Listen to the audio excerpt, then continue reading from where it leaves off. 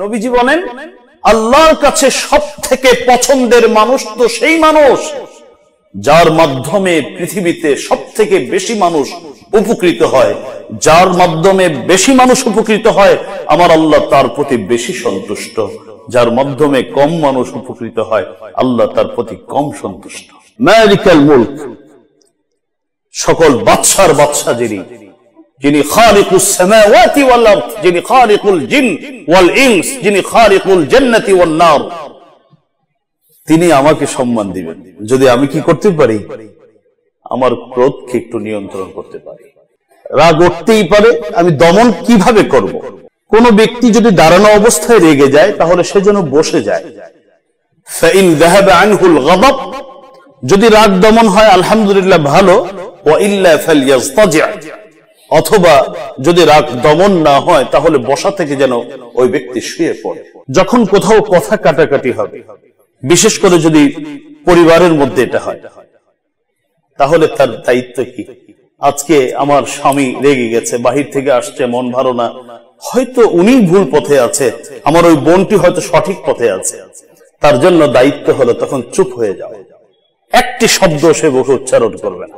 ক্রোধ দুই ধরনের, একটাকে বলা হয় গজবে মাযমুম, আরেকটা হলো গজবে মাহমুদ।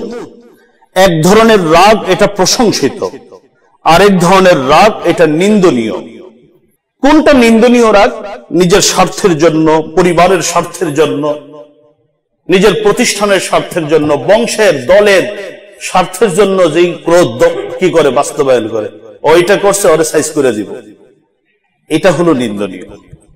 তবে যদি কোথাও আল্লাহ রব্বুল আলামিন কর্তৃক নিষিদ্ধ কাজ হতে থাকে, আমার আল্লাহর শানে কোনো বেয়াদবি হয়, নবীর শানে কোনো বেয়াদবি হয়, যেখানে আল্লাহর আইনগুলোকে অমান্য করা হবে, ওই সব ক্ষেত্রে এই ক্ষুব্ধতা প্রকাশ করা এটা শুধু প্রশংসনীয় নয়, এটা ঈমানের আলামত। কোন ব্যক্তি যদি ক্রোধ দমন করে, আল্লাহ রাব্বুল আলামিন তাকে দুনিয়া এবং আখিরাতে কি কি পুরস্কার দিবেন। ইতিমধ্যে আমি তিনটি পূর্ণাঙ্গভাবে আরেকটি অপূর্ণাঙ্গভাবে আলোচনা করেছিলাম। এক নম্বর পুরস্কার হলো ক্রোধ যে আমি নিয়ন্ত্রণ করব। আমার অধিকার ছিল ক্রোধ বাস্তবায়ন করার সুযোগ ছিল, আমি করিনি। আমার জন্য আমার আল্লাহ কি পুরস্কার রেখেছেন? এক নম্বর পুরস্কার হলো, আমি তো মানুষ, আমার তো মুহূর্তে মুহূর্তে অপরাধ হচ্ছে, গুনাহ হচ্ছে।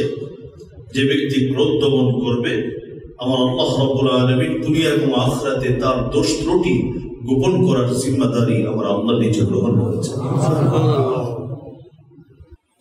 বিশেষ করে কাল কিয়ামতের ময়দানে তার ক্রোধ সে দমন করার কারণে আমার আল্লাহ তার গুনাহকে ঢেকে রাখবেন, মানুষের সামনে প্রকাশ করবেন না। দুই নম্বর আলোচনা করেছিলাম, যে ব্যক্তি ক্রোধ রাগকে দমন করবে, হজম করবে, সংবরণ করবে, মানুষ অপরাধের কারণে আমার আল্লাহ তার উপরে রেগে যান, আমার আল্লাহ তার রাগ ক্রোধকে দমন করে তার উপর আমার আল্লাহ শাস্তি গ্রহণ করবেন না, শাস্তি প্রয়োগ করবেন না। আমার আল্লাহ তার অপরাধের কারণে যা রেগে গিয়েছিলেন, ক্রোধান্বিত হয়েছিলেন, সেই ক্রোধকে আমার আল্লাহ ফিরিয়ে নেবেন। তিন নম্বর, কোন ব্যক্তি যদি ক্রোধ রাগকে হজম করে, আল্লাহ রাব্বুল আলামিন তার প্রতি আসমান থেকে রহমতের ফেরেশতার মাধ্যমে আল্লাহ তাকে সাহায্য করেন। আমি আমার রাগ বাস্তবায়ন করেছি, তার মানে সকলের কাছে আমি সামনাসামনি বাহবাহ পেলেও পিছন থেকে মানুষ আমাকে ভালো মানুষ বলে চিনে না, জানে না। আল্লাহর সাহায্য পেতে হলে আমাকে আপনাকে রাগকে সংবরণ করা লাগবে। আমি আপনি যদি আমার ক্রোধকে সংবরণ করি, আমার ভাইয়ের থেকে, বোনের থেকে, মা থেকে, সন্তান থেকে, আরো আমার ডান বাম সামনে পিছনের মানুষ থেকে, আশা করা যায় আমার আল্লাহ আমাকে পদে পদে সাহায্য করবেন, দুনিয়ার প্রতিটি মুহূর্তে সাহায্য করবেন, আখিরাতের কঠিন সময়ে আমার আল্লাহ আমাকে সাহায্য করবেন। ক্রোধ রাগকে যদি কোনো মুমিন দমন করে তাহলে তার 4 নম্বর পুরস্কার হলো যার সাথে ঘটনাগুলো ঘটছে স্বাভাবিক ক্রোধ তো ওই মানুষের প্রতি হয় যার প্রতি দুশ্মনী সৃষ্টি হয়, শত্রুতা সৃষ্টি হয়। আমার আল্লাহ বলেন যদি কোনো মুমিন তার ক্রোধ দমন করে তাহলে আমার আল্লাহ রাব্বুল আলামিন দুজনের মধ্যকার যে শত্রুতা, যে দুশ্মনী চলমান ছিল, সেই দুশ্মনীটাকে, শত্রুতাকে আমার আল্লাহ রাব্বুল আলামিন বন্ধুত্বে পরিণত করবে, তাদের মধ্যে ভালোবাসা তৈরি করে দিবে। আজকে না হলেও 10 বছর পরে, আমার সময় না হলেও তার সন্তানের সময়, পরবর্তী জেনারেশনের সাথে আমার আল্লাহ মহাব্বত তৈরি করে দিবে। সূরাত হামিম আস-সিজদা, সূরাত ফুসসিলাতের 34 নং আয়াতে আমার আল্লাহ বলেন ওয়ালা তাস্তাউইল হাসানাতু ওয়ালাস সাইয়্যা ইদফা বিল্লাতী হিয়া আহসানু فإذا الذي بينك وبينه عداوة كأنه ولي حميم وما يلقاها إلا الذين صبروا وما يلقاها إلا ذو حظ عظيم আল্লাহ বলেন হে নবী ওয়ালা তাস্তাউইল হাসানাতু ওয়ালা সাইয়্যা, ভালো এবং মন্দ কোনদিন সমান হতে পারে না। ইদফা বিল্লাতী হিয়া আহসান ফাইযা আল্লাযী বাইনাকা ওয়া বাইনাহু আদাওয়া ফাইযা আল্লাযী বাইনাকা ওয়া বাইনাহু আদাওয়াতুন কাআন্নাহু ওয়ালিয়্যুন হামীম। হে নবী, আপনার সাথে মানুষ খারাপ আচরণ করছে, আপনি প্রতিশোধ পরায়ণ হয়েন না, বরং খারাপ আচরণের বিনিময়ে বিপরীতে আপনি একটা ভালো আচরণ তাকে উপহার দিন। দেখবেন ফাইদাল্লাযী বাইনাকা ওয়া বাইনাহু, আপনার এবং তার মাঝে যে শত্রুতা চলমান ছিল, এই শত্রুতাটাকে আমার আল্লাহ পরিবর্তন করে দুজনের মধ্যে গভীর বন্ধুত্বের সম্পর্ক আমার আল্লাহ স্থাপন করে দিবেন, অন্তরঙ্গ বন্ধু বানিয়ে দিবেন। সূরাত হামিম আস-সিজদা, সূরাত ফুসসিলাতের 34 নং আয়াত। মুহতারাম হাজিরিন, এর অসংখ্য ঘটনা আছে, সেদিকে গেলে তো আলোচনা অনেক লম্বা হবে। আপনাদেরকে শুধু একজন সাহাবীর একটা ঘটনা বলি ছোট্ট করে, মানে সাহাবায়ে কেরাম কিভাবে ক্রোধকে দমন করেছেন। হযরত আব্দুল্লাহ ইবনে আব্বাস রাদিয়াল্লাহু তাআলা আনহুমা, পৃথিবীর সর্বশ্রেষ্ঠ মুফাসসির, নবীর সাহাবী, তাকে এক ব্যক্তি সাব্বা রাজুলুন ইবনে আব্বাস, এক ব্যক্তি হযরত আব্দুল্লাহ ইবনে আব্বাসকে গালি দিলেন, খুব বাজে ভাষায় গালমন্দ করলেন। হযরত আব্দুল্লাহ ইবনে আব্বাস রাদিয়াল্লাহু তাআলা আনহু যখন ওই লোকের গালির পর্ব শেষ হলো, পাশে নবীর আরেক সাহাবী ছিলেন হযরত ইকরামা রাদিয়াল্লাহু তাআলা।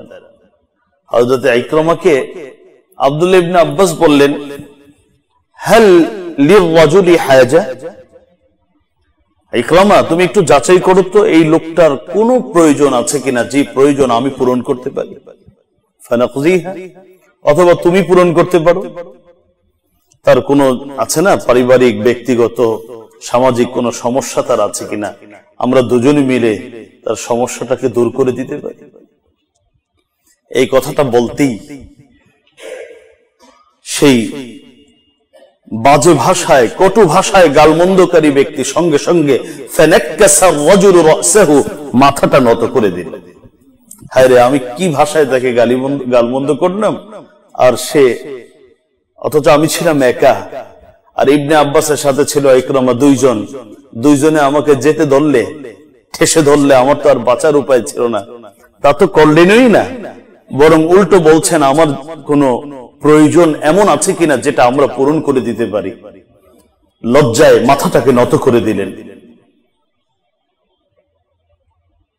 কিছুক্ষণ পরে যে লোকটি খেপে গিয়ে গালমন্দ করেছিল, হযরত আব্দুল্লাহ ইবনে আব্বাসের সঙ্গে সঙ্গে তাকে জড়িয়ে ধরলেন, আমি কত পাপিষ্ঠ, আমি কত জালেম।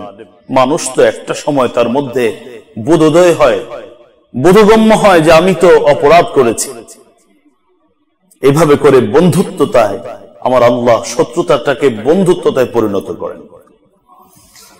মুখতাসার মিনহাজুল কাসিদিন কিতাবের মধ্যে ঘটনাটি আপনারা পাবেন।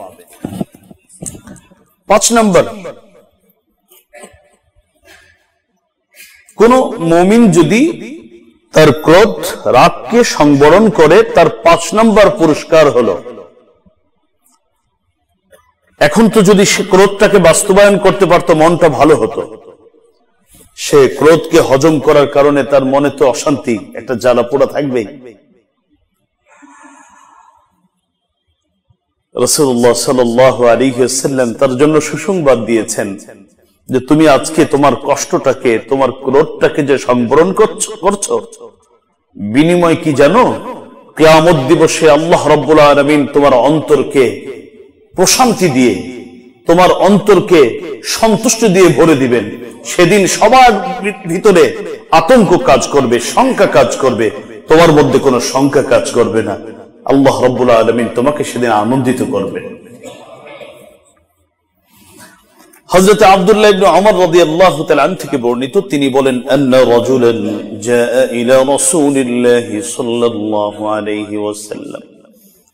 হযরত আব্দুল্লাহ ইবনে ওমর বলেন, এক ব্যক্তি নবীর কাছে আসলেন, এসে প্রশ্ন করেন, ইয়া রাসূলুল্লাহ, আইয়ুন নাসি আহাব্বু ইলাল্লাহ। হে আল্লাহর রাসূল, কোন ব্যক্তি পৃথিবীতে আল্লাহর সবথেকে প্রিয়? পৃথিবীতে একজন বড় আলেম হলেই প্রিয়, বা মুফতি, মুহাদ্দিস, বেশি নামাজি, বেশি সাদকাকারী কি প্রিয়? কে বেশি প্রিয় এটা আমার জানা দরকার। আল্লাহ রাসূল এবার একটা জবাব দিলেন, চমৎকার জবাব। ফাকালা রাসূলুল্লাহ সাল্লাল্লাহু আলাইহি ওয়াসাল্লাম, আহাব্বুন নাসি ইলাল্লাহি আনফাউহুম লিন্নাস। নবীজি বলেন, আল্লাহর কাছে সবথেকে পছন্দের মানুষ তো সেই মানুষ যার মাধ্যমে পৃথিবীতে সবথেকে বেশি মানুষ উপকৃত হয়। যার মাধ্যমে বেশি মানুষ উপকৃত হয়, আমার আল্লাহ তার প্রতি বেশি সন্তুষ্ট। যার মাধ্যমে কম মানুষ উপকৃত হয়, আল্লাহ তার প্রতি কম সন্তুষ্ট। সুবহানাল্লাহ। যার থলেতে অনেক নামাজ, যার থলেতে অনেক তাসবিহাত, আমার আল্লাহ তার প্রতি সন্তুষ্ট। অথবা যে বড় আলেম, তার প্রতি আমার আল্লাহ সন্তুষ্ট। এগুলো বলা হয়নি। জামাটা কার কত বড়, এটাকে আমার আল্লাহর পছন্দনীয় হওয়ার মাপকাঠি বানানো হয়নি। মাপকাঠি বানানো হয়েছে, হে মানুষ, তোমার মাধ্যমে মানুষ কতটা বেশি উপকৃত হচ্ছে। আমার মাধ্যমে 10 জন উপকৃত হচ্ছে, আর আপনার মাধ্যমে 100 জন। আপনি আমার থেকে ভালো মানুষ। আপনি ওনার মাধ্যমে 1000 মানুষ উপকৃত হচ্ছে, উনি আরো ভালো মানুষ, আল্লাহর কাছে আরো বেশি প্রিয়। এরপরে নবীজি বললেন, ওমান কাযামা গায়যাহু ওয়ালাউ শাআ আন ইউমদিয়াহু লাআমদাহু মালা আল্লাহু কলবাহু ইয়াওমাল কিয়ামাতি রিদান মালা আল্লাহু কলবাহু ইয়াওমাল কিয়ামাতি রিদা। এবং ওই ব্যক্তি আল্লাহর কাছে সবচেয়ে প্রিয় মানুষ, যেই মানুষ প্রচন্ড রেগে গিয়েও তার রাগকে বাস্তবায়ন করে না, বরং রাগ ক্রোধকে হজম করে, সংবরণ করে। অথচ লোকটি চাইলে তার রাগ বাস্তবায়ন করার সক্ষমতা তার ছিল, কিন্তু সক্ষমতা থাকার পরেও সে রাগ বাস্তবায়ন করেনি। আল্লাহ রাব্বুল আলামিন কিয়ামত দিবসে আমার আল্লাহ রাব্বুল আলামিন তার অন্তরকে সন্তুষ্টি দিয়ে আল্লাহ রাব্বুল আলামিন তার অন্তরকে পরিপূর্ণ করে দিবেন। সেদিন তার অন্তরে কোন ধরনের পেরেশানি, কোন ধরনের শঙ্কা তার অন্তরে থাকবে না। ইমাম আসফাহানি এই হাদিসটি এবং ইবনু আবি দুনিয়া হাদিসটি বর্ণনা করেছেন এবং আল্লামা আলবানী সহিহ তারগীব এবং তারহিবে বলেছেন এই হাদিসটি হাসান লিগাইরিহি, অর্থাৎ হাদিসটি আমলযোগ্য একটি হাদিস। তাহলে 5 নম্বর, যে ব্যক্তি ক্রোধকে দমন করবে, আমার আল্লাহ সময় মতো কিয়ামত দিবসে তার অন্তরকে সন্তুষ্টি দিয়ে ভরপুর করে দিবেন, পরিপূর্ণ করে দিবেন। 6 নম্বর, যে ব্যক্তি ক্রোধকে দমন করবে পৃথিবীতে, আল্লাহ রাব্বুল আলামিন কাল কিয়ামতের ময়দানে মানব দানব সকল সৃষ্টিজীবের সামনে ওই লোকটাকে সম্মানিত করবেন। কিভাবে সম্মানিত করবেন? আমার আল্লাহ তাকে নিয়ে বড়াই করবেন, ফেরেশতাদের সামনে বলবেন, তোমরা বলেছিলে তারা শুধু ফিতনা করবে, বিশৃঙ্খলা করবে। দেখো, বিশৃঙ্খলার সুযোগ তার ছিল, সক্ষমতাও ছিল, কিন্তু আমার নির্দেশের কে সামনে রেখে ফিতনা ফাসাদের পথে যায়নি। এই দেখো সেই মানুষ, তাকে নিয়ে আমার আল্লাহ বড়াই করবেন, ফখর করবেন। হাদিসটি আবু দাউদ এবং তিরমিজি শরীফে পাবেন। হাদিসের বর্ণনাকারী হযরত মুআয ইবনে আনাস রাদিয়াল্লাহু তাআলা। হযরত মুআয ইবনে আনাস বলেন, রাসূলুল্লাহ সাল্লাল্লাহু আলাইহি ওয়াসাল্লাম ইরশাদ করেন, মান কাযামা গায়যান ওয়া হুয়া কাদিরুন আলা আন ইউনফিদাহু তাআলা আল্লাহু সুবহানাহু ওয়া তাআলা আলা রুউসিল খালাইক ইয়াওমাল কিয়ামাহ। রাসূলুল্লাহ সাল্লাল্লাহু আলাইহি ওয়াসাল্লাম বলেন, যে ব্যক্তি ক্রোধ বাস্তবায়নের ক্ষমতা আছে কিন্তু ক্রোধকে বাস্তবায়ন না করে হজম করেছে, কিয়ামত দিবসে আল্লাহ রাব্বুল আলামিন তাকে সমগ্র সৃষ্টিজীবের সামনে তার নাম ধরে ডাকবেন, বলবেন, কোথায় আমার সেই বান্দা, আসো আমার সামনে। আমার আল্লাহ তাকে ডেকে যখন তার নাম ধরে ডাকবে, সাধারণ 1.5 কোটির একজন রাষ্ট্রপতি, আমাদের দেশেরটা বলছি না, বাইরেরটা বলছি, একজন মানুষই হয়তো তার জ্ঞান গুণে সে কি হয়ে গেছে রাষ্ট্রপতি, উনি যদি কারণ নাম ধরে একটা অনুষ্ঠানে ডাকে, সুবহানাল্লাহ, আর এটা যদি পত্রিকায় টেলিভিশনে আসে, তাহলে তার কি পরিমাণ সম্মান। সমগ্র বিশ্বে সকল মানব দানব সৃষ্টির সামনে আমার আল্লাহ ওই লোকটাকে সম্মানিত করবেন। আসো, তার নাম ধরে ডাকলেই তো বুঝে কি অবস্থা হবে। এরপরে আবার আরেকটা পুরস্কার, হাত্তা ইউখায়্যিরাহু মিনাল হুরিল আইন মা শাআ।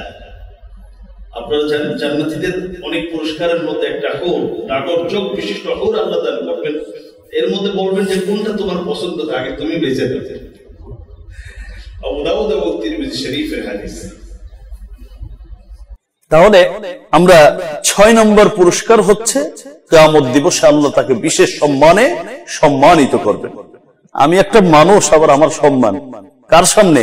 মালিকাল মুলক, সকল বাদশার বাদশা যিনি খালিকুস সামাওয়াতি ওয়াল আরদ, যিনি খালিকুল জিন ওয়াল ইনস, যিনি খালিকুল জান্নাতি ওয়ান নার, তিনি আমাকে সম্মান দিবেন যদি আমি কি করতে পারি? আমার ক্রোধকে একটু নিয়ন্ত্রণ করতে পারি। 7 নম্বর পুরস্কার হলো, যে মুমিন ক্রোধ দমন করতে পারে তার জন্য সবথেকে বড় পুরস্কার হলো আমার আল্লাহ ক্রোধ দমন করার, নিয়ন্ত্রণ করার বিনিময়ে তাকে জান্নাত দান করবেন। তবরানী, ইমামে তবরানী আওসাত কিতাবের মধ্যে হাদিসটি উল্লেখ করেছেন। আল্লামা আলবানী হাদিসটিকে সহিহ লিগাইরিহি বলেছেন।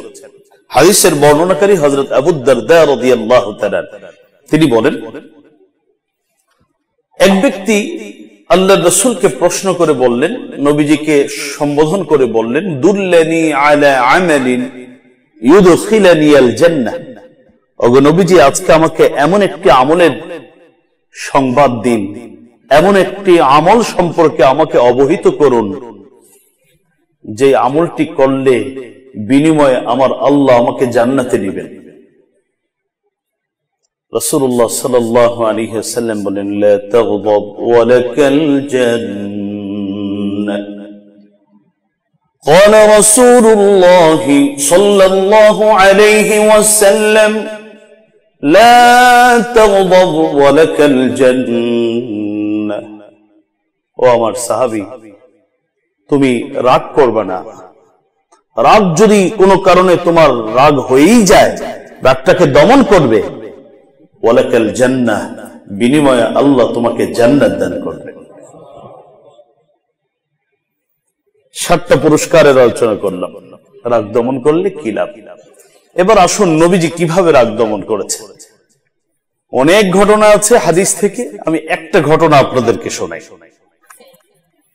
হযরত আব্দুল্লাহ ইবনে সালাম রাদিয়াল্লাহু তাআলা আনহু ঘটনাটি উল্লেখ করেছেন মুস্তাদরাক হাকিমের মধ্যে হাদিস এই আপনারা হাদিসটি পাবেন ঘটনাটি পাবেন ঘটনাটি যায়েদ ইবনে সা'নাহ রাদিয়াল্লাহু তাআলা আন সম্পর্কিত হাদিসটি প্রায় 1.5 পৃষ্ঠার শব্দ আর অর্থ করতে গেলে আমার আজকে সব শেষ আমি সংক্ষেপে হাদিসের মূল কথাটা আপনাদের খিদমতে পেশ করছি হযরত যায়েদ ইবনে সা'নাহ রাদিয়াল্লাহু তাআলা তিনি ছিলেন ইহুদি পাদ্রী ধর্ম প্রচারক এবং আলেম তাওরাত কিতাব সম্পর্কে তার যথেষ্ট জ্ঞান ছিল আপনারা জানেন আসমানি যত কিতাব ছিল তাওরাত কিতাব ছিল সর্ববৃহৎ কিতাব পরিধিগত অনেক বড় কিতাব তাওরাত কিতাবের মাঝে আপনার আমার নবী বিশ্ব নবী মুহাম্মদুর রাসূলুল্লাহ সাল্লাল্লাহু আলাইহি ওয়াসাল্লামের জীবন চরিত্র তার আখলাক কেমন হবে পুঙ্খানুপুঙ্খানুভাবে একটি একটি করে বিশদ বিবরণ আমার আল্লাহ তাওরাত কিতাবের মধ্যে দিয়েছিলেন যেহেতু লোকটি ইহুদি আলেম ধর্ম প্রচারক এই বিষয়ে খুব ভালো করে জানতেন রাসূলুল্লাহ সাল্লাল্লাহু আলাইহি ওয়াসাল্লাম যখন নবুয়তের কথা মক্কার মানুষদেরকে শোনালেন মদিনার মানুষদেরকে শোনালেন দুনিয়ার মানুষদেরকে নবুয়তের কথা যখন জানালেন কিছু মানুষ তো কথা শুনেই ঈমান গ্রহণ করেছেন আর ইহুদিদের মধ্যে যিনি বর্ণনা করেছেন আব্দুল্লাহ ইবনে সালাম উনি এবং এই যে যায়েদ ইবনে সা'নার মতো সাহাবী যারা ছিলেন তারা বুঝে শুনে দলিল প্রমাণের ভিত্তিতে ঈমান গ্রহণ করেছিলেন যায়েদ ইবনে সা'না বলেন যে আমি তো তাওরাত কিতাবে শেষ নবীর যত আলামত নিদর্শন ছিল আমি মুহাম্মদ সাল্লাল্লাহু আলাইহি ওয়াসাল্লামের মাঝে তালাশ শুরু করলাম একটা একটা করে শত শত হাজার হাজার যে সকল গুণের কথা তাওরাতে এসেছিল আমি খুঁজে খুঁজে সবগুলো পেয়ে গেছি শুধু একটা গুণ এখনো আমার যাচাই বাছাই বাকি আছে সেটা হলো তাওরাত কিতাবের মধ্যে এসেছে শেষ নবী যিনি হবেন তিনি তার ধৈর্যটা তার ক্রোধ তার মূর্খতা থেকে অনেক বেশি হবে এটা শেষ নবীর আলামত বিশ্ব নবীর চরিত্রে এটা হবে কিন্তু এটা যাচাই করার জন্য তো দূর থেকে যাচাই করা সম্ভব না কাছে থাকতে হবে হযরত যায়েদ ইবনে সা'না সিদ্ধান্ত নিলেন আমি এখন থেকে যে কোনো ক্রমেই হোক যে কোনো মূল্যেই হোক আমি মুহাম্মদুর রাসূলুল্লাহর সাথে আশপাশে ঘোরাফেরা করব তার সাথে লেনদেন করব তার বিভিন্ন অনুষ্ঠানে আমি যাব আমার অনুষ্ঠানে তাকে আনবো যে কোনো ক্রমে আমি তার পাশে থাকার চেষ্টা করব যেমন চিন্তা তেমন কাজ এবার থাকতে শুরু করলেন যায়েদ ইবনে সা'না রাদিয়াল্লাহু তাআলা তখনও তিনি ইসলাম কবুল করেননি তিনি বলেন যে একদিন নবীজি তার হুজরা মুবারক থেকে বের হলেন তার সাথে হযরত আলী ছিলেন ঠিক ওই মুহূর্তে আমিও বাহিরে দাঁড়িয়েছিলাম নবীজির সঙ্গ নেওয়ার জন্য ঠিক ওই মুহূর্তে দেখি একজন গ্রাম্য ব্যক্তি একটা বাহনে করে আসলেন এসে নবীজিকে বললেন নগো নবীজি ওই যে গোত্র আপনি তো চিনেন বুসরাহ একটা এলাকা ওই এলাকায় ওরা বসবাস করে আমি ওদেরকে বলেছিলাম যে তোমরা ঈমান গ্রহণ করো তোমরা যেই অভাব অনটনে জীবন পার করছো যদি ঈমান গ্রহণ করো তাহলে তোমার এই অভাব অনটন তোমাদের থাকবে না আমার এই কথা শোনার পর ওরা তো ইসলাম কবুল করেছে, কিন্তু দুর্ভাগ্যবশত ওই এলাকার মধ্যে চরম দুর্ভিক্ষ দেখা দিছে। ওদের এখন খাবার দাবারও জোটে না। আগে তো একটু খাবার দাবার পাইতো, এখন ঈমান গ্রহণের পরে দুর্ভিক্ষ আসছে, খাবার দাবার পায় না। এখন যা হাবভাবে যা বুঝছি বা বুঝতেছি সেটা হলো তারা মনে হয় ঈমানের উপর অটল থাকবে না, খুব শীঘ্রই আবার আগের ধর্মে চলে যাবে। ওগো নবীজি, আপনার বাইতুল মাল রাষ্ট্রীয় কোষাগারে তো অনেক কিছু আসে, কিছু থাকলে দেন, ওদেরকে দিয়ে আপাতত তাদেরকে বিপথে যাওয়া থেকে আমরা একটু বারণ করি, তাদেরকে বাধা দেই। নবীজি বললেন, আমার কাছে তো এই মুহূর্তে কিছু নেই। সাহাবীদেরকে বললেন, তোমাদের কাছে কি কিছু আছে? ওই যে যায়েদ ইবনে সানা ইহুদি, সে বলল, ওগো নবীজি, আমার কাছে অনেক অর্থকরী পড়া আছে, যদি আপনি একটু মেহেরবানি করে গ্রহণ করতে। নবীজি বললেন, আমি গ্রহণ করতে পারি, তবে একটা দিন ঠিক করো, ওই দিনের ভিতরে আমি তোমার টাকাটা পৌঁছে দিই। সে বলল, টাকা না, আমাকে খেজুর দিতে হবে, এই জাতের খেজুর দিলেই চলবে। ওকে, সব ঠিকঠাক হয়ে গেল। ফালাম্মা ক্বাবলা ইয়াউমুল আজাল মাহাল্লুল আজাল বিয়াউমাইন আও সালাসাতি আইয়াম,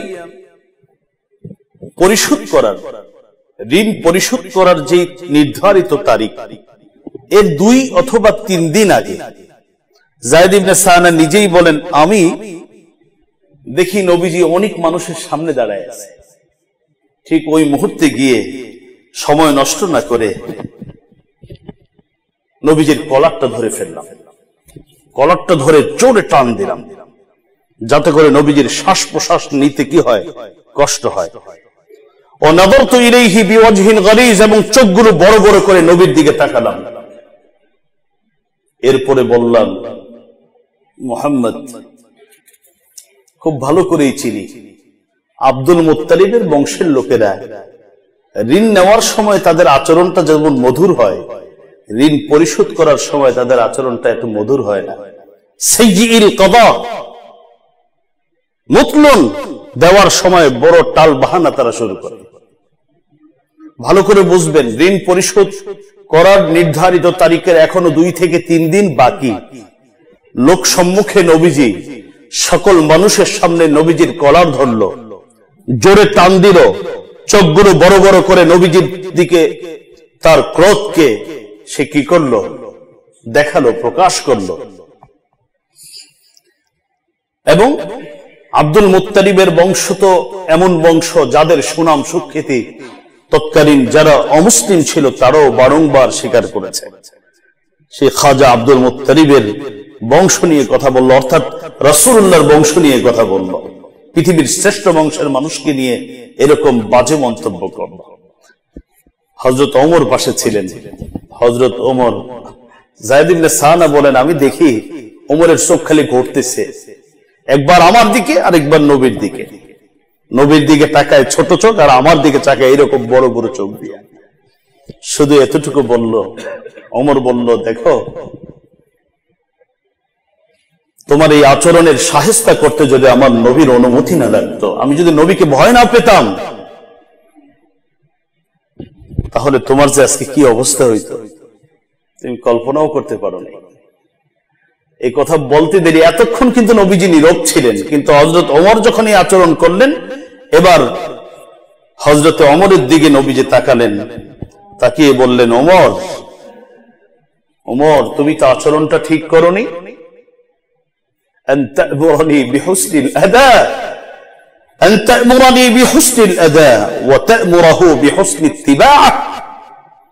তুমি তাকে যেই ধমক দিলে, তুমি তো এটাকে ঠিক করোনি। তুমি এতটুকু করতে পারতে, আমাকে বলতে পারতে যে আপনার থাকলে দিয়ে দেন, ঋণই তো 2 দিন আগে 3 দিন আগে। আর ওকে বলতে পারতে যে দেখো, এটা তো ঠিক নয়, তোমার থেকে তো একটা টাইম উনি নিয়েছেন, টাইমটা তো এখনো সেটা পার হয়নি, তুমি এমন আচরণ কেন করছো? তুমি যে তাকে আবার ধমক দিলে, এটা কই থেকে পাইছো? আচ্ছা ঠিক আছে, তুমি আমার পক্ষ থেকে এই মুহূর্তে তো আমার কাছে নেই, একটু ঋণটা পরিশোধ করে দাও। তবে আরেকটা কথা শোনো, ওয়াজিদহু 20 সাআম মিনাত তামার, ওই পরিমাণ খেজুর তো দিবাই, আরো 20 সা পরিমাণ বাড়ায় দিবা। হযরত ওমর কি করবেন, নবীর হুকুম দিয়ে গেলেন, ওগুলো যা পেত তা তো নিলই, সাথে আরো 20 সা পরিমাণ একটা পরিমাণ এটা বাড়ায় দিলেন। এবার যায়েদ ইবনে সানা বলেন, আমি তো এতটুকু পেতাম, ওটা পেয়েছি, কিন্তু বাড়ানো কেন, এত বেশি কেন? আল্লাহু আকবার। হযরত ওমর বলেন, নবীজি বলেছেন যে এটা তো সে পেত, ওটা তুমি দিবে, আর তুমি যে তার সাথে খারাপ আচরণ করেছো ওমর, এই জন্য এটা অতিরিক্ত ক্ষতিপূরণ স্বরূপ দিবে। হযরত ওমর যখন এটা দিলেন, এবার যায়েদ ইবনে সানা বলেন, ওমর তুমি আমাকে কি চিনো? হযরত ওমর বলেন, না আমি তোমাকে চিনি না। যায়েদ ইবনে সানা বললেন, তুমি কি ইহুদি পাদ্রী অমুকরে চিনো না? হযরত ওমর বলেন, হ্যাঁ ওই পাদ্রীকে তো চিনি, আমি তো সেই পাদ্রী। এবার হযরত ওমর বলেন, আচ্ছা তাহলে সবকিছু তো হলো, আমি তোমার কাছ থেকে একটা বিষয় জানতে চাই। বিষয়টি হলো, তুমি তো জ্ঞানী, তুমি তো মূর্খ নও, তুমি নবীর সাথে এমন আচরণ কেন করলে? এখনো তো নির্ধারিত তারিখ আসেনি ঋণ পরিশোধ করার। মানব সম্মুখে নবীজির দিকে এভাবে তাকালে, কলার ধরলে, এত বড় বেয়াদবি করলে, তুমি কি মূর্খ নাকি? তুমি তো সুস্থ মস্তিষ্কের অধিকারী মানুষ, তুমি জ্ঞানী মানুষ, তুমি একজন ধর্ম প্রচারক মানুষ, তোমার কাছ থেকে এমন আচরণ, আমি তোমার ব্যক্তিত্বের সাথে আর আচরণের সাথে আমি কোনো মিল খুঁজে পাচ্ছি না, আমাকে একটু খুলে বলো তো কেন করেছে এটা? এবার যায়েদ ইবনে সানা তার ভিতরে লুকিয়ে রাখা কথাগুলো প্রকাশ করে বলে দিলেন, বললেন, দেখো আমি তাওরাতে শেষ নবীর আলামত নিদর্শনগুলো পড়েছি, এত বছর যাবত আমি নবীর মধ্যে শুধুই একটা একটা করে আখলাক, একটা করে গুণ আমি খুঁজতে শুরু করেছি, সবগুলো পেয়ে গিয়েছি, শুধু একটা পাইনি, যে শেষ নবী যেমন বিশ্ব নবী, তার ধৈর্যের পরিমাণও বিশ্ব নবীর সকলের থেকে ধৈর্যের পরিমাণ বেশি হবে, মূর্খদের সাথে সব কথায় জড়াবে না, এড়িয়ে চলে যাবে। এটা যাচাই করার জন্য এতদিন এই কাজ আমি করেছি। ওমর, আজকে শেষ নিদর্শনটিও পরিপূর্ণ শতভাগ বুঝে পেলাম।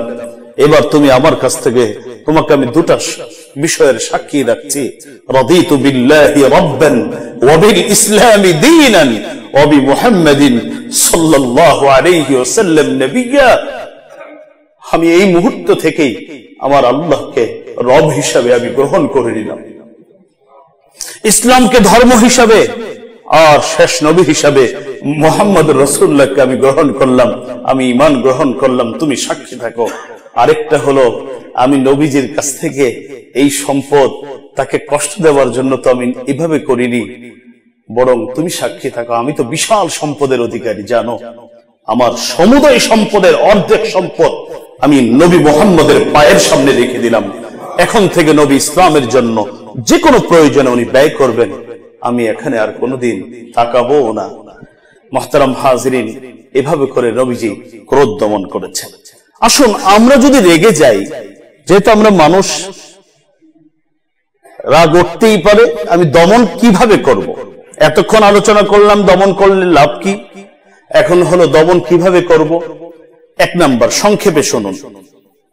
রাগ দমন করতে হবে, প্রথমত যদি কোনো ব্যক্তি দাঁড়িয়ে থাকে,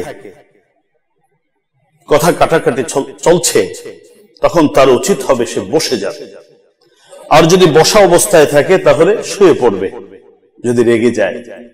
এক নাম্বার। আবু দাউদ শরীফের হাদিস হযরত আবু যার গিফারি রাদিয়াল্লাহু তাআলা আনহু থেকে বর্ণিত, নবীজি বলেন, ইদা গাদিবা আহাদুকুম ওয়া হুয়া কাঈমুন ফালিয়াজলিস। কোন ব্যক্তি যদি দাঁড়ানো অবস্থায় রেগে যায় তাহলে সে যেন বসে যায়। ফাইন যাহাবা আনহুল গাদাব, যদি রাগ দমন হয় আলহামদুলিল্লাহ ভালো, ওয়া ইল্লা ফালইয়াস্তাজি', অথবা যদি রাগ দমন না হয় তাহলে বসা থেকে যেন ওই ব্যক্তি শুয়ে পড়ে। আবু দাউদ শরীফের হাদিস। তাহলে দাঁড়ানো অবস্থায় থাকলে বসবে, বসা অবস্থায় থাকলে শুয়ে পড়বে, এতেও রাগ দমন হচ্ছে না। তাহলে কি করবে? পরের হাদিসটি আপনারা বুখারী এবং মুসলিম শরীফে পাবেন। হাদিসের বর্ণনাকারী হযরত সুলাইমান ইবনে সুরাদ রাদিয়াল্লাহু তাআলা তিনি বলেন, কুনতু জালিসান মা'আন নবী সাল্লাল্লাহু আলাইহি ওয়াসাল্লাম, আমি নবীর সাথে বসেছিলাম একদিন, হঠাৎ করে দেখি ওয়ারাজুলান ইয়াতাসাব্বান, দুইটা ব্যক্তি একজন আরেকজনের খুব খারাপ ভাষায় গালি দিচ্ছে। ফাআহাদুহুমা আহমারু ওয়াজহুহু ওয়ান্তাফাকাত আওজাদুহু, ওই একজনের চেহারা দেখি লাল বর্ণ ধারণ করেছে, রেগে কি করবে দিশমিশ পাচ্ছে না, রগগুলো ফুলে গেছে। নবীজি তখন বললেন, ইন্নী লাআলামু কালিমাতান লাউ ক্বালাহা যাহাবা আনহু মা ইয়াজিদ, এই সুলাইমান ইবনে সুরাদ, আমাকে আমার আল্লাহ এমন একটা কথা শিখিয়েছেন, এই কথাটা যদি এই লোকটা পড়তো তাহলে তার রাগটা কি হতো, দমন হয়ে যেত, নিবারণ হয়ে যেত, সংবরণ হতো, লোকটার যে কোনো দুর্ঘটনা থেকে বেঁচে যেত। নবীজি বললেন, সেটা হলো এই মুহূর্তে পড়া দরকার আউযু বিল্লাহি মিনাশ শাইতান, আউযু বিল্লাহি মিনাশ শাইতান রাজিমও পড়া যাবে, আউযু বিল্লাহি মিনাশ শাইতানির রাজিম। এই কথাটা শিখার পরে আমি সঙ্গে সঙ্গে তার কাছে গেলাম, গিয়ে বললাম, নবীজি বলেছেন তোমাকে আউযু বিল্লাহি মিনাশ শাইতানির রাজিম পড়তে। ও বারবার পড়তে শুরু করলো। আল্লাহ রাব্বুল আলামিন তাকে তার এই যে ক্রোধ, এই ক্রোধকে আস্তে আস্তে করে সংবরণ করার ক্ষমতা দান করলেন। বুখারী এবং মুসলিম শরীফের হাদিস। যখন রাগ উঠে যাবে তো ভিতরে ভিতরে আউযু বিল্লাহি মিনাশ শাইতানির রাজিম, আউযু বিল্লাহি মিনাশ শাইতানির রাজিম বারবার পড়তে থাকা। এত কি হচ্ছে না, এটাও মানে রাগ দমন করার 2 নম্বর পদ্ধতি। 3 নম্বর পদ্ধতি হলো, যখন কোথাও কথা কাটাকাটি হবে, বিশেষ করে যদি পরিবারের মধ্যে এটা হয়, তাহলে তার দায়িত্ব কি?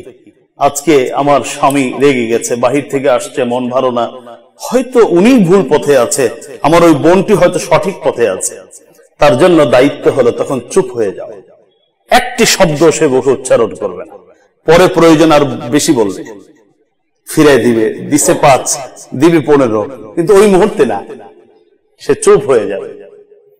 ঠিক তদ্রূপ যদি কোনো বোন আমার কোনো ভাইকে কথা বলে, তার জন্য একই দায়িত্ব, সে নীরব হয়ে যাবে।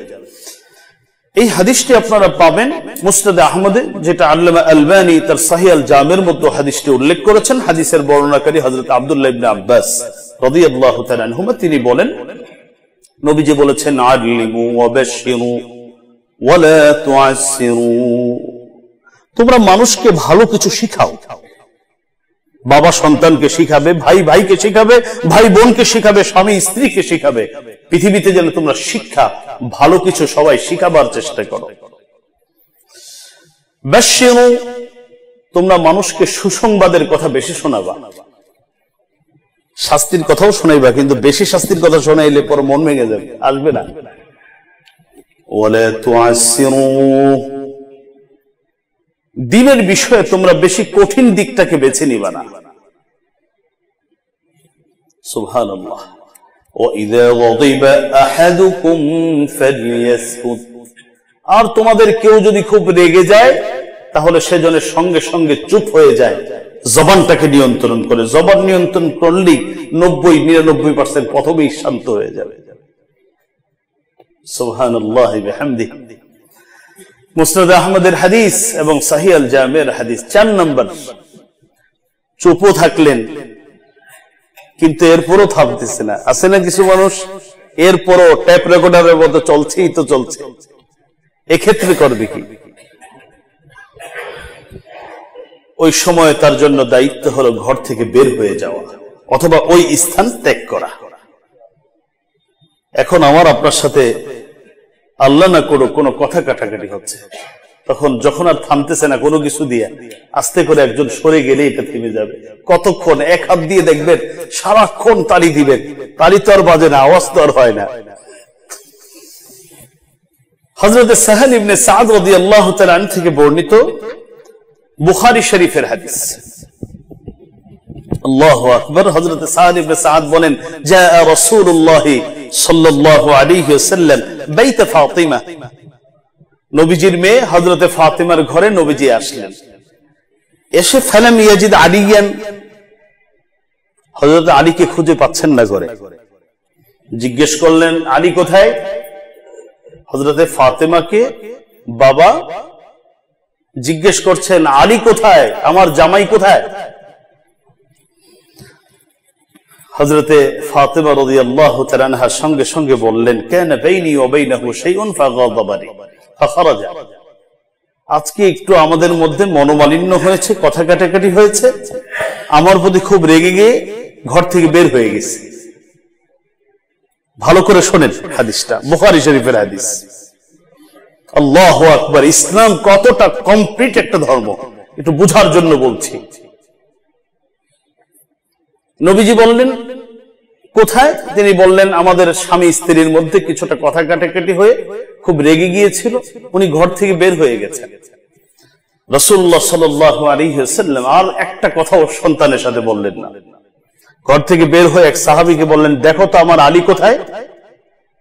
উনি এসে জানালেন হযরত আলী মসজিদে গিয়ে শুয়ে আছেন।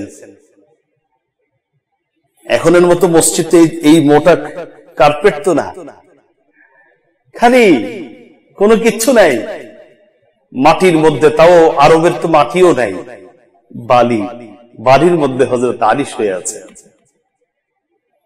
আমি জানি না আপনারা কি করতেন, কিন্তু অনেক সমাজে শুনেছি মেয়ে আর জামাইয়ের মধ্যে হয়েছে তোর বাবা কি ছোট কেউ, তোর মতো একটা মেয়েকে কি আমি খাওয়াতে পারবো না, এই জাতীয় কথা হয়তো আপনাদের এলাকায় নাও হতে পারে। একমাত্র মা এবং বাবার কারণে অনেক সংসার ভেঙে যায়। আর হযরত আলীর এই আচরণের পরে নবী কি করেছেন? বিশ্ব নবী রাহমাতুল লিল আলামিন সঙ্গে সঙ্গে মেয়ের সাথে একটা কথা তো বলেনই, সংবাদ নিলেন কোথায়, শুনলেন মসজিদে শুয়ে আছেন। নবীজি সঙ্গে সঙ্গে মসজিদে চলে গেলেন, গিয়ে দেখেন আলী মনক্ষুণ্ণ হয়ে শুয়ে আছে বালির মধ্যে। নবীজি এবার ডাক দিয়ে বলেন, খুব প্রথমত গিয়ে নবীজি হযরত আলীর শরীরের বালিগুলো মুছতেছিলেন আর বললেন কুম ইয়া আবা তুরাব, কুম ইয়া আবা তুরাব, হে মাটির বাবা, মাটির মধ্যে শুয়ে আছো, ওঠো না। অর্থাৎ নবীজি তাকে হাসাবার চেষ্টা করলেন, তার মেয়ের জামাইয়ের মনের কষ্টটা দূর করবার চেষ্টা করলেন। সাথে নিয়ে হযরত রাসূল করিম সাল্লাল্লাহু আলাইহি ওয়াসাল্লাম জামাইকে কোথায় নিয়ে আসলেন, মেয়ের কাছে এনে দিলেন এবং মেয়েকে বুঝিয়ে দিলেন তুমি কিন্তু ঠিক করোনি, তুমি তোমার স্ত্রীর সাথে আচরণ, তোমার স্ত্রীর সাথে স্বামীর সাথে তুমি আচরণটা সঠিক করোনি।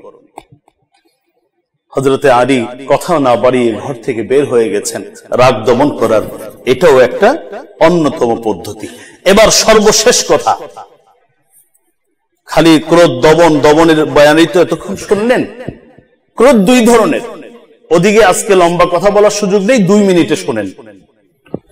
ক্রোধ দুই ধরনের, একটাকে বলা হয় গজবে মজমুম, আরেকটা হলো গজবে মাহমুদ। এক ধরনের রাগ এটা প্রশংসিত, আরেক ধরনের রাগ এটা নিন্দনীয়। কোনটা নিন্দনীয় রাগ? নিজের স্বার্থের জন্য, পরিবারের স্বার্থের জন্য, নিজের প্রতিষ্ঠানের স্বার্থের জন্য, বংশের দলের স্বার্থের জন্য যেই ক্রোধ কি করে বাস্তবায়ন করে, ওইটা করছে ওরে সাইজ করে দিব, এটা হলো নিন্দনীয়। তবে যদি কোথাও আল্লাহ রব্বুল আলামিন কর্তৃক নিষিদ্ধ কাজ হতে থাকে,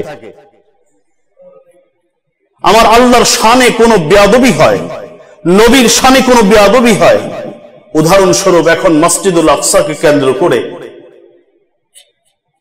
সেই 1948 সাল থেকে আমি গতকালকে এটা করতেছিলাম, কি পরিমাণ মানুষ ফিলিস্তিনে করা হয়েছে। 1948 সালে 17,000, 1982 সালে 19,000, 1993 সালে 2,000, 2000 সনে 3,500, 2006 সনে 400, 2014 সনে 2300, 2021 সনে 285, 2023 থেকে এখন পর্যন্ত 50,000 ঊর্ধ্ব নারী, শিশু, অসুস্থ, হসপিটাল, শিক্ষালয়, এমন কোনো কিছু নাই যেখানে এই জালিম সম্প্রদায় তাদের জুলুমের বুলডোজারকে পরিচালনা করছে না। এই জাতীয় যেখানে মানবতা ভুলুণ্ঠিত হবে, যেখানে জুলুম হবে, যেখানে আল্লাহর আইনগুলোকে অমান্য করা হবে, ওইসব ক্ষেত্রে শুধু রাগ করবে না, শুধু বরং রাগকে তার ক্ষোভকে প্রকাশ করার জন্য সে যে ক্ষুব্ধ, আর কিছু হবে না, আমার কথায় কিচ্ছু হবে না, আমি যে এই আচরণকে কোনোভাবে মেনে নিতে পারছি না, এই ক্ষুব্ধতা প্রকাশ করা এটা শুধু প্রশংসনীয় নয়, এটা ঈমানের আলামত। আল্লাহ আমাদেরকে কথাগুলো বুঝার আমল করার তৌফিক দান করুন, আমিন। ওয়া আখিরু দাওয়ানা।